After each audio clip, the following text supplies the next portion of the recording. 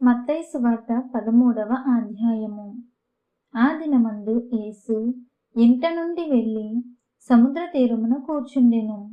బహుజన సమూహములు తన యొద్దకు కూడి వచ్చినందున ఆయన దోణి ఎక్కి కూర్చుండెను.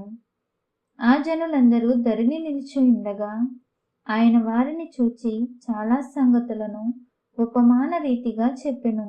ఎట్లనగా, ఇదిగో, విత్తువాడు విత్తుటకు బయలు వెళ్ళెను. వాడు విత్తుచుండగా కొన్ని విత్తనములు త్రోవ ప్రక్కను పడెను. పక్షులు వచ్చి వాటిని మృంగివేసెను. కొన్ని చాలా మన్ను లేని రాతి నేలను పడెను. అక్కడ మన్ను లోతుగా ఉండనందున అవి వెంటనే మొలిచెను గాని సూర్యుడు ఉదయించినప్పుడు అవి మాడి వేరు లేనందున ఎండిపోయెను. కొన్ని ముండ్ల పొదలలో పడెను.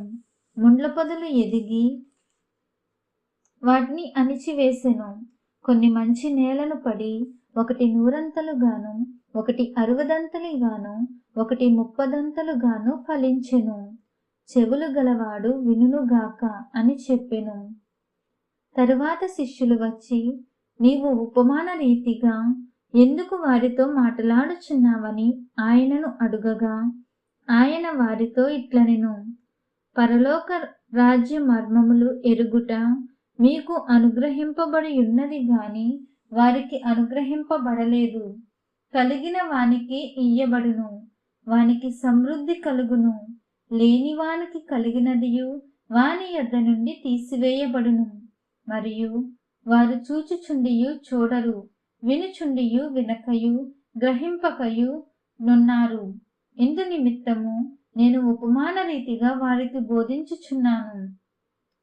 ఈ ప్రజలు కన్నులారా చూచి, చెవులారా విని, హృదయముతో గ్రహించి, మనస్సు త్రిప్పుకొని నా వలన స్వస్థత పొందకుండునట్లు వారి హృదయము క్రొవ్వినది.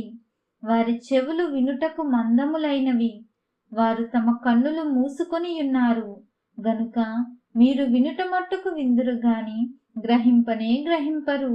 చూచుట మట్టుకు చూతురు గాని ఎంత మాత్రమును తెలుసుకొనరు అని యెషయా చెప్పిన ప్రవచనము వీరి విషయమై నెరవేరుచున్నది. అయితే మీ కన్నులు చూచుచున్నవి గనుక అవి ధన్యములైనవి. మీ చెవులు వినుచున్నవి గనుక అవి ధన్యములైనవి. అనేక ప్రవక్తలను నీతిమంతులను మీరు చూచువాటిని చూడగోరియు చూడకపోయిరి, మీరు వినువాటిని వినగోరియు వినకపోయిరని మీతో నిశ్చయముగా చెప్పుచున్నాను. విత్తువాని గూర్చిన ఉపమాన భావము వినుడి. ఎవడైనను రాజ్యమును గూర్చిన వాక్యము వినియు గ్రహింపకయుండగా దుష్టుడు వచ్చి వాని హృదయములో విత్తబడిన దానిని ఎత్తుకొని పోవును. త్రోవ ప్రక్కను విత్తబడిన వాడు వీడే.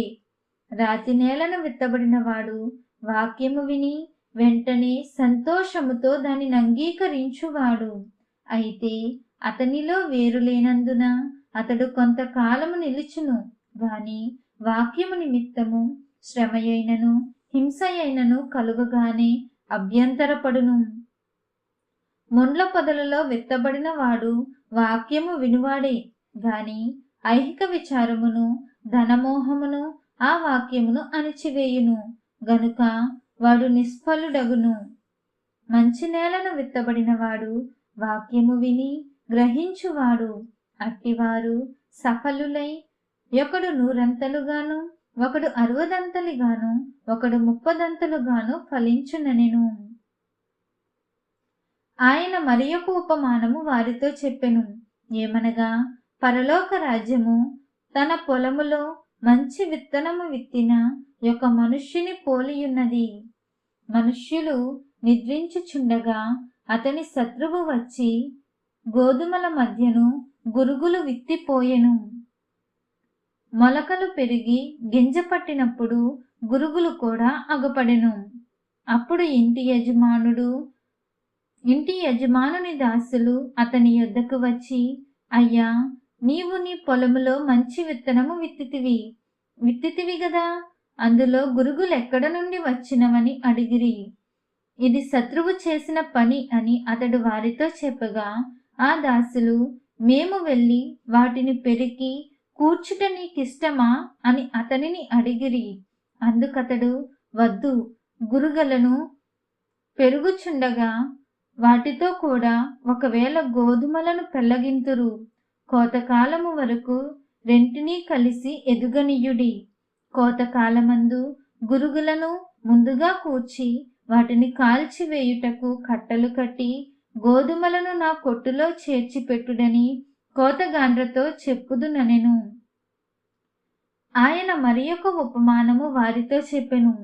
పరలోక రాజ్యము ఒకడు తీసుకొని తన పొలములో విత్తిన ఆవగింజను పోలియున్నది. అది విత్తనములన్నిటిలో చిన్నదే గాని పెరిగినప్పుడు కూర మొక్కలన్నిటిలో పెద్దదై ఆకాశ పక్షులు వచ్చి దాని కొమ్మల యందు నివసించునంత చెట్టగును. ఆయన మరి ఒక ఉపమానము వారితో చెప్పెను. పరలోక రాజ్యము ఒక స్త్రీ తీసుకొని పిండి అంతయు పులిసి పొంగు వరకు 3 కొంచెముల పిండిలో దాచిపెట్టిన పొల్లని పిండిని పోలియున్నది.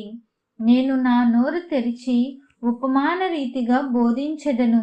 లోకము పుట్టినది మొదలుకొని మరుగు చేయబడిన సంగతులను తెలియజెప్పెదను అని ప్రవక్త చెప్పిన మాట నెరవేరునట్లు యేసు ఈ సంగతులన్నిటినీ జన సమూహములకు ఉపమాన రీతిగా బోధించెను.